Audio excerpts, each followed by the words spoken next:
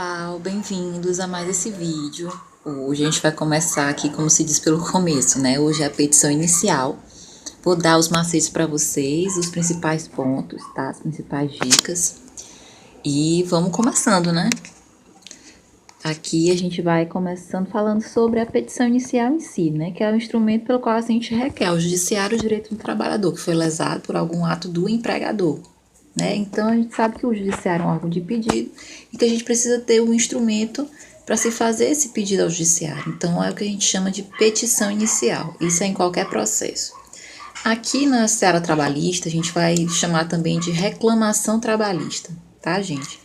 Mas se você nomear sua peça como petição inicial, também não vai ter problema nenhum, tá? Uma dica importante é que antes, né, da elaboração da peça, você tem que observar se existe alguma lei de tramitação especial, tá, gente? Quer dizer, o trabalhador doméstico vai ser a Lei Complementar 150 de 2015, tem que ver o Estatuto do Idoso, deficiente, se a empresa está passando por processo de falência, se é caso de justiça gratuita, porque você vai ter que fundamentar a tua peça não somente com a CLT, mas tem disposições que são exclusivas dessas leis e pode ser que você se perca nessa hora por não saber que existe uma lei especial, certo? Se a lei especial, ela vai sobrescrever essa lei geral, no caso seria a CLT. E as peças, as teses, né, dessas peças podem ser regidas por lei específica, né? Então, por isso que a gente tem que tomar cuidado, às vezes o fundamento da tua peça aí pode ser equivocado, né? Por conta disso, por você desconhecer uma lei especial, né? Então, vamos adiante. Eu vou começar falando nem sobre o endereçamento, mas sobre a peça em geral. A peça em geral, a gente tem que lembrar que não existe um modelo X, certo?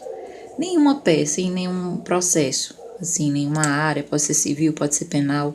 O que existe nas peças são elementos obrigatórios, certo? E a gente tem que obedecer esses elementos. Uma questão de ordem, assim, primeiro tu vai colocar um preliminar, um pedido de tramitação especial, uma tutela antecipada. Enfim, isso é a critério do advogado, a estética, a formatação, mas tem que ter os elementos obrigatórios, não se esqueçam disso, tá, gente? Isso é muito importante. E aqui a gente vai falar do endereçamento, né? Regra é isso aqui, é o artigo 651, que é o local da prestação do serviço. Tem algumas exceções, ainda nesse mesmo artigo, falando sobre pessoas que trabalham, né, em agência, que trabalham viajando. E eu trouxe aqui para vocês, o 651, parágrafo 1º, fala do agente ou viajante comercial, né? Vai ser a junta, né? O endereçamento, o lugar onde você vai dar entrada, é a junta da localidade em que a empresa tem agência ou filial e a esta o empregado esteja subordinado, tá, gente? Tem a ver com o lugar do trabalho. Opa, voltou aqui. E na falta, será competente a junta da localidade em que o empregado tenha domicílio ou a localidade mais próxima, certo? Então, onde não tiver, se lá nesse lugar onde a pessoa tem agência filial, né, a empresa tem agência filial, vai ser o lugar onde ele estiver subordinado. Se não, vai ser a junta, né, ou junto do domicílio onde ele tem a localidade, onde exista na localidade mais próxima, uma vara do trabalho. E o parágrafo 2º diz que essa mesma disposição se estende aos que prestam serviço no estrangeiro, né? Onde a empresa tem a agência ou filial no estrangeiro, né? Dissídios ocorridos em agência ou filial no estrangeiro, desde que o empregado seja brasileiro, tá, gente? Brasileiro, e não haja convenção internacional dispondo em contrário, tá? A gente observa as regras de direito internacional. O parágrafo 3º fala do empregador, né? Se o empregador promover a realização de atividades, né, fora do local do contrato, o foro vai ser o da celebração do contrato ou no da prestação do serviço, tá, gente? Então, são essas 3 observações que a gente tem para fazer. Em seguida, a gente tem a questão da vara do trabalho, né? Se na ausência de vara do trabalho, onde não tem vara do trabalho, a vara vai ser a da justiça comum, certo? Então, a justiça comum vai ser competente para avaliar uma causa trabalhista na ausência da vara do trabalho, isso é a disposição da Constituição Federal, artigo 112.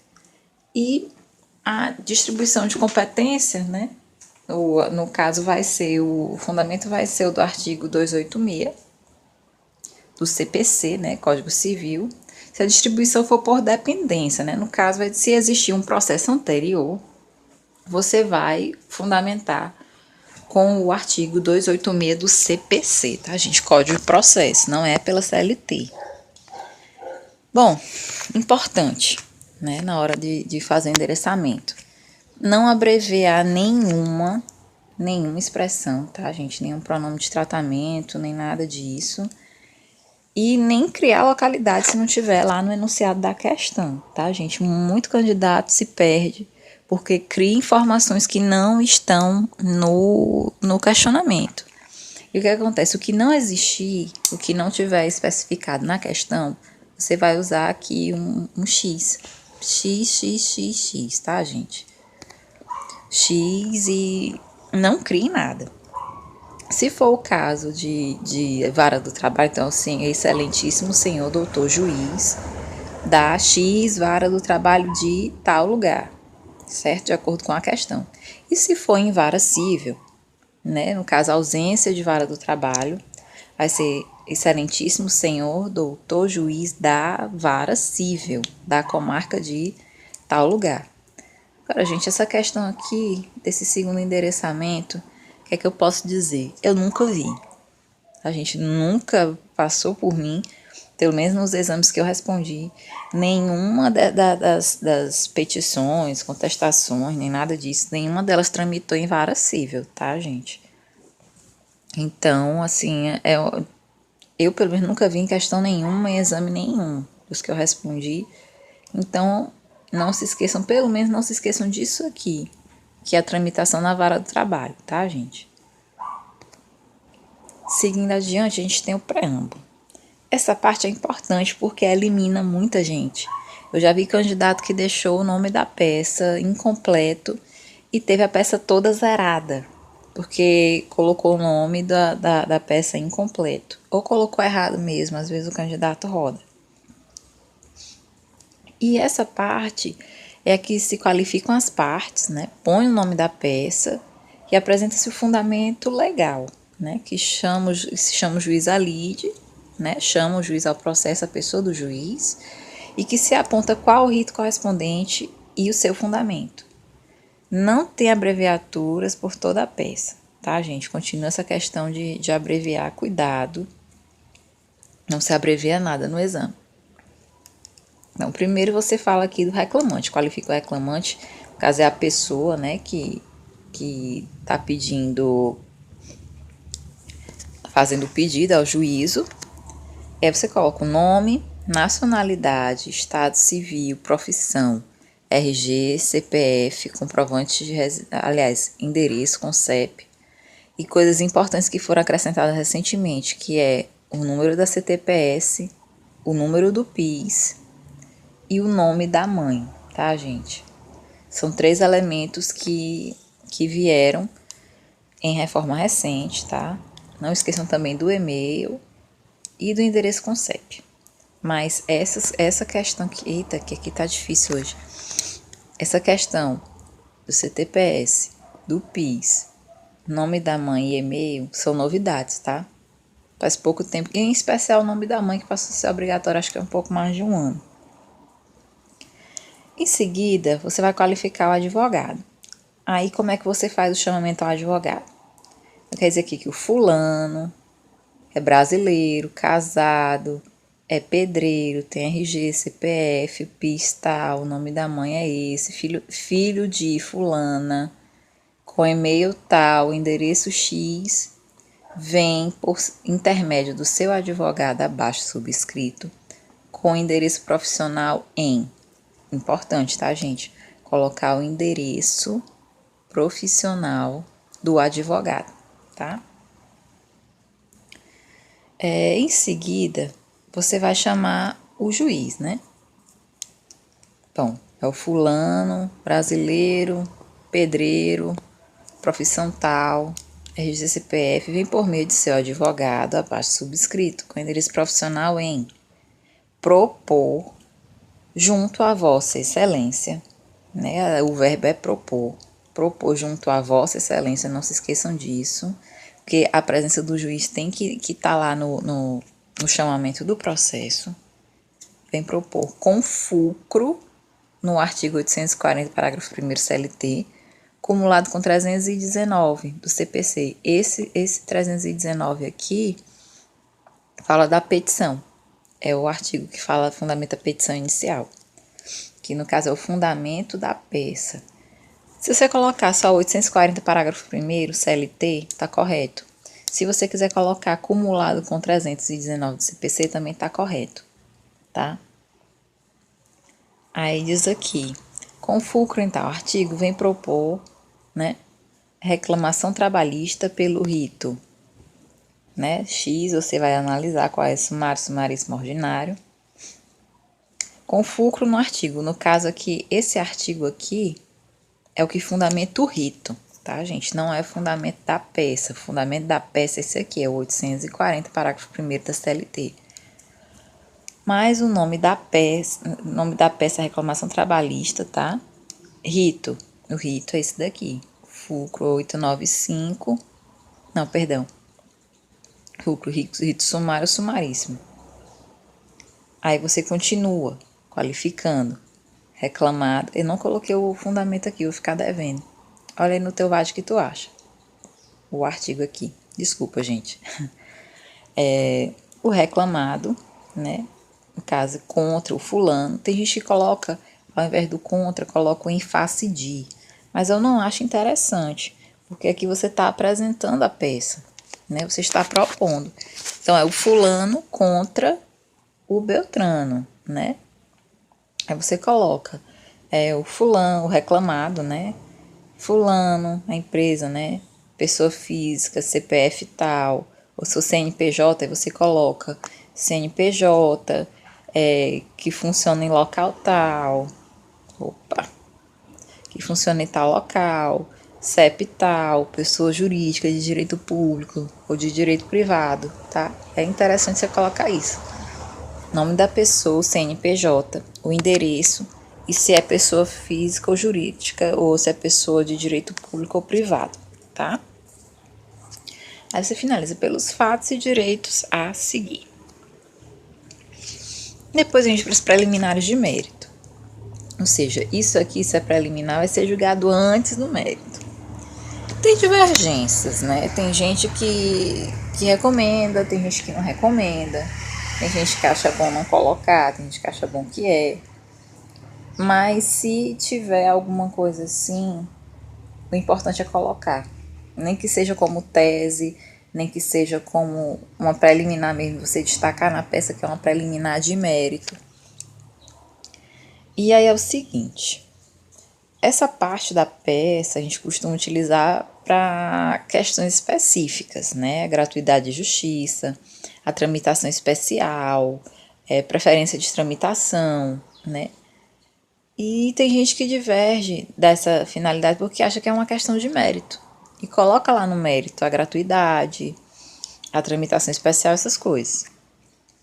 Tem quem bote e quem não coloque. Eu aprendi para colocar. Mas enfim. Vem a questão da prejudicial, gente. Cuidado. Não existe na petição inicial, não tem prejudicial de mérito. Porque a prejudicial vai pedir a nulidade do seu pedido. Então, na defesa isso é cabível, mas no teu pedido não. Como é que tu vai dizer que teu pedido já é nulo? Entendeu? Então, não existe prejudicial de mérito. No caso prejudicial, a prescrição bienal e quinquenal. Você não pode dizer que teu pedido está prescrito, né? Lógico que não. Então, não coloca nulidade, pedir nulidade no teu pedido. Porque não faz sentido isso. Em seguida, a gente coloca o pedido liminar ou a tutela antecipada, né? Tutela provisória. Se for medida liminar, você vai requerer com fulcro no artigo 659, inciso 9 e 10 da CLT, né? As teses que a FGV mais gostam, São a de reintegrar dirigente sindical ou obstar a transferência abusiva, né? Então, marca isso aí no teu VAD, tá, gente? Guarda porque cai, eu já vi caindo como questão da prova. Questões lá nas questões A e B, pois é, caiu num dos exames que eu fiz, não faz muito tempo. Deixa isso aí arquivado, tá, gente? Deixa isso aí marcado, porque não costuma cair, tá? Isso aí despenca na prova. O fundamento para reintegrar dirigente sindical obstar transferência abusiva. E aí a gente vem para a parte dos fatos. Aqui você vai começar a narrar o que foi que aconteceu. Mas vai ser resumidamente, tá, gente? 4 ou 5 linhas, porque você vai precisar de espaço para fazer outros pedidos. As petições iniciais desse exame são as que mais tem pedidos. Aqui tem pouco pedido, tem 8, 9. Já fiz prova com 10 pedidos. Assim, é muita linha, se você não... tem que entrar sabendo o que é que tá fazendo, né? E ser o mais sucinto possível.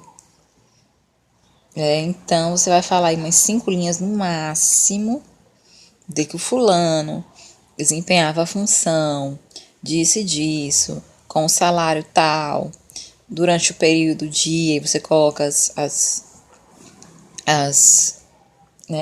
o período que você trabalhou, de acordo lá com o enunciado, e diz que o empregado encontra-se insatisfeito com as verbas trabalhistas pagas no momento da sua rescisão, e a razão pela qual se propõe a seguinte ação, tá, gente? Uma coisa assim, bem resumido, 4 ou 5 linhas no máximo, tá? Não perca tempo com isso.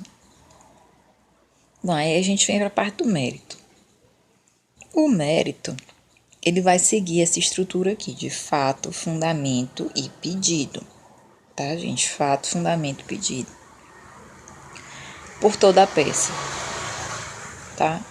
Não, assim, apesar de no final ter os requerimentos finais, que você vai pedir a procedência da ação, aqui você tem que colocar o pedido de condenação, tá? Que se condene o reclamado, sempre não se esqueçam disso. Então, o fato é o que se narra na questão, você vai dizer, não vai criar nada, tá? Não invente, tá? Aconteceu isso, fulano trabalhava de 10 da noite a 5 da manhã sem receber o adicional noturno, tá? Se não tiver isso na questão, não põe, certo? O fundamento vai ser o artigo, súmula ou orientação jurisprudencial, né? Que tem anexo com o fato e o fundamento pedido, né? Então, você vai lá, hora extra, vai ser artigo tal, de acordo com o artigo tal, quem trabalha nesse horário, de 10 da noite a 5 da manhã, faz jus ao adicional noturno, previsto no artigo tal. E aí você faz o pedido. O que é que você vai querer? Uma pessoa que trabalhou em horário noturno e não recebeu.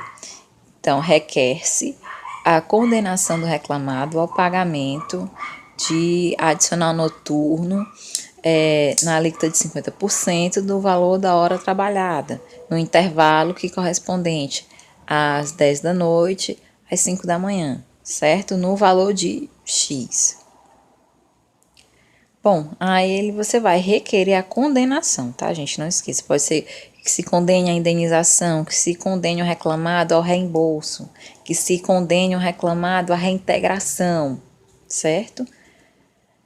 No valor de X, você não vai calcular, tá, gente? Não percam tempo fazendo cálculo na prova, cálculo de numerário, cálculo não. O pedido é de tantos por cento sobre o valor de. O pedido é no valor. Indenização de hora extra no valor de 50% da hora da jornada, no valor de X, tá, gente? Não tem cálculo, não percam tempo com isso, certo? E aí vem os pedidos, né? O pedido é quase o fechamento da peça. Você vai dizer que diante do exposto se requer Se você colocou um pedido preliminar, uma coisa assim, você vai dizer, o acolhimento da preliminar, depois você vai colocar total procedência da ação, né? No sentido de se garantir o adicional noturno do empregado, o pagamento de suas horas extras. Aqui os pedidos você faz de uma forma resumida. Mas se você pedir, os espelhos que eu já vi, se você pediu total procedência da ação, o espelho acolhe. Os que eu já vi acolheram, sem delimitar, né? Sem repetir os pedidos. Mas por via das dúvidas, coloca, tá, gente? Depois você coloca, requer a notificação do reclamado para a audiência, né? Audiência de instrução, às vezes é audiência prévia, aí é você que sabe. Agora, a notificação é obrigatório que você coloque. Notificação do reclamado para apresentação de contrarrazões. A outra parte tem que ser chamada ao processo, gente. Então, é através de notificação, né? Que seria a intimação. Nos outros processos, aqui no processo do trabalho seria a notificação, tá? Não esquecer da gratuidade de justiça, tá bom? Aqui do artigo 790, parágrafo 3º da CLT. Pagamento de verbas incontrovérsias, né? Do 467 e 477, são as multas. 467 é o pagamento em razão do atraso, né? E 477 são que se pague após a primeira audiência, quer dizer que você tem que pagar as verbas até a primeira audiência, as verbas pedidas, senão você pode incorrer em multa, né? Pagamento de multa. Depois você protesta por todos os meios de prova. Em especial, você delimita quais são, se é a prova documental, prova testemunhal, mas o protesto por meio de provas é cobrado em todos os exames que eu já vi, tá, gente? Enfim. E aqui é o fechamento. Você dá aqui o valor da causa, dá-se a causa o valor de I, tá? Honorários advocatícios de sucumbência em 5 a 15%, né? Em 5%, ou 15%, ou 10%. O legislador só diz que é entre 5% e 15% do valor da causa. Ele fundamentar com o artigo 791-A da CLT. Esqueci de colocar. Mas pede a fundamentação sempre. Honorário, sucumbência em 5% do valor da causa, conforme o artigo 791-A da CLT. E aí a gente vem para o fechamento em si, né? Que é o termos em que pede deferimento, local e data, e o advogado, né? Advogado OAB XX, tá? Não colocar nome de advogado, nem número de OAB, porque isso identifica a prova. Certo? A prova que você está fazendo ali, a prova vai ser identificada. Então, você vai perder tua prova. Peça identificada com o nome da pessoa, com qualquer outro nome. Você vai ser eliminado, né? Infelizmente. Então, é isso. Eu espero que tenha clareado alguma coisa, essa estrutura básica de uma petição inicial, tá, gente? E é isso aí. Até a próxima, gente. Tchau.